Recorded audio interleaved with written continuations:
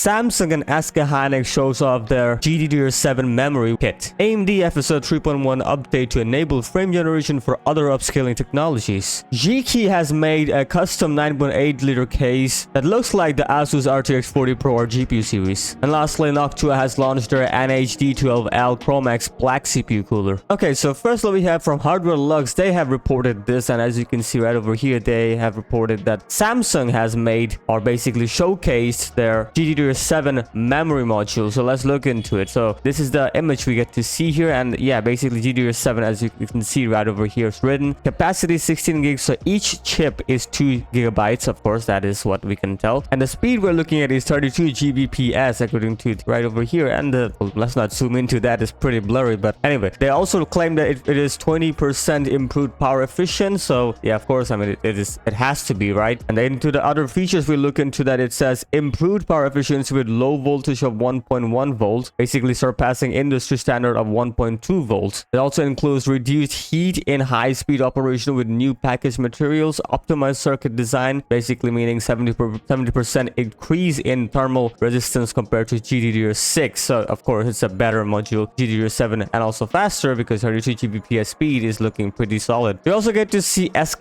Hynix showcasing their GDDR7, and as you can see, it says 16 and 24 gigabytes or gigabits, whatever. And yeah, basically there will be two modules, which one of them is 16 and one of them is 24. So we'll get to see from SK Hynix two modules for now. And yeah, it says up to 40 Gbps and up to 160 gigabytes per second. So that's pretty good. It's going up to 40 Gbps, meaning the speed is better than the Samsung. Well, again, there will be certain speed differences among different companies, so we'll see about that. But yeah, we'll get to see these memory modules of course, in the latest Blackwell series of GPUs from NVIDIA. So we'll get to see what happens to that. So yeah, it's quite interesting that it's already leaking now, or not really leaking. Companies themselves are showcasing this. So yeah, this is a teaser from SK Hynix and Samsung. We'll get to see them in action in, of course, the NVIDIA or maybe in AMD's next generation GPUs. We'll see about that. Next up, AMD has announced their FSR 3.1 at GDC 2024, and FSR 3 will be available and coming in 40 games as mentioned here. So that's pretty good. 40 games support for FSR 3.1. And these are the things that will be coming with FSR 3.1. So let's look into it. So firstly, we're looking into the upscaling image quality improvements, which is improved temporal stability at rest and in movement, basically meaning less flickering and or shimmering and fizziness around objects in motion. They also reduce the ghosting and better preservation of details. So that's pretty good. This is some improvements that we want to see from FSR. So this is the most interesting part here. They're allowing FSR 3.1 frame generation technology to work with other upscaling solutions. Basically, it will be supported by DLSS and Intel XeSS, or even in future we will be seeing PSSR from PlayStation. So basically that would mean that FSR 3.1 frame generation tech, only the frame generation part of course, will be supported by other technologies out there, which is kind of crazy that they're allowing it. And of course that always comes down to whether you'll use the FSR 3 upscale frame generation, because DLSS already has their own frame generation. I don't think Intel has one, or even PSSR has one, or maybe we don't know yet about PSSR, but maybe they will have, but we'll see about that. But still, FSR 3.1 upscaling, basically only the frame generation part will be enabled and will work with other technologies, other upscaling tech. Is kind of interesting and crazy. And they also introduced a new AMD Fidelity FX API for the better developers to debug and allow forward compatibility with updated versions. So that's pretty good. That is neat. That's a neat thing to do. Of course, they have also introduced a Vulkan and Xbox game development kit. Ratchet and Clank, we get to see this kind of difference here. So as you can tell already here, there's quite a lot flickering going on in this particular image, but in this one there's less flickering. I'm not gonna say there's no flickering. There is flickering there, but I feel like in motion that won't be a problem. And as I mentioned, the ghosting effect on FSR 2.2 was, yeah, it was pretty bad. But FSR 3.1 looks pretty solid. I'm not gonna lie, yeah, it looks pretty solid. So thumbs up, I guess. And they've also mentioned that yeah, the FSR 3.1 of course will be coming in 40 game titles, and we get to see these games. So yeah, all these titles looks interesting. Ghost of Tsushima is there, so that is neat. I like that game. Frostpunk, Cyberpunk is of course there. Of course, Ratchet and Clank, we already seen the part where it was displayed, and of course the Warhammer 40,000 Space Marine. I'm pretty much waiting for that game because it's a pretty good looking game. I gotta lie, it will be supported supported by FSR 3.1, so that's pretty good. And the rest of the games looks pretty promising. Call of Duty, Warzone, and Modern Warfare 3 is also there. So yeah, pretty interesting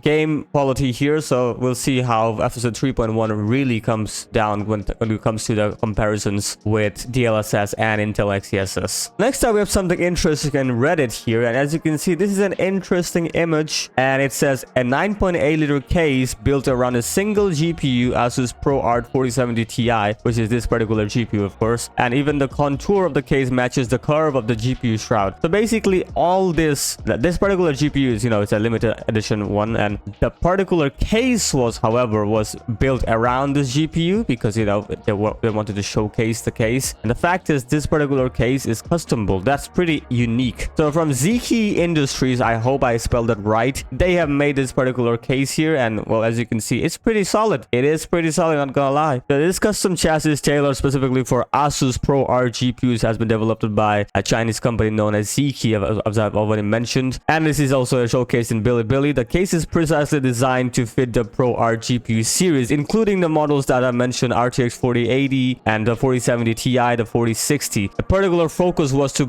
keep the card exposed, which you can already tell, and the part of the chassis design rather than hiding it under the side panel. So yeah, that is the main goal for this particular case, to expose the GPU, and I don't know how much dust filtering that can do, but I guess that's not the point. But anyway, this particular unique product comes with a range of custom features, and as we see, including a PCIe 4.0 extension cable that comes with the casing, specialized cabling for power supply connections, and even a custom 180-degree power adapter tailored for the ProArt GPUs. But again, this is not for ProArt series. This is basically made customly, because it's the whole casing is made customly. But this particular casing looks solid, not gonna lie. It looks like a tower casing, but not exactly a tower casing, but you could call that for sure. But yeah, these images look solid. It exactly looks like the one that they have made for the ASUS ProArt GPU. So that's pretty neat. That is pretty neat. Look at that. So if you own an ASUS ProArt series GPU like the RTX 4080 or the 4070 Ti, 4060, this particular model, or the case I'm talking about, is pretty solid. Looks aesthetically pleasing. And not only that, they also mentioned the pricing here, though you can't really understand it, but after some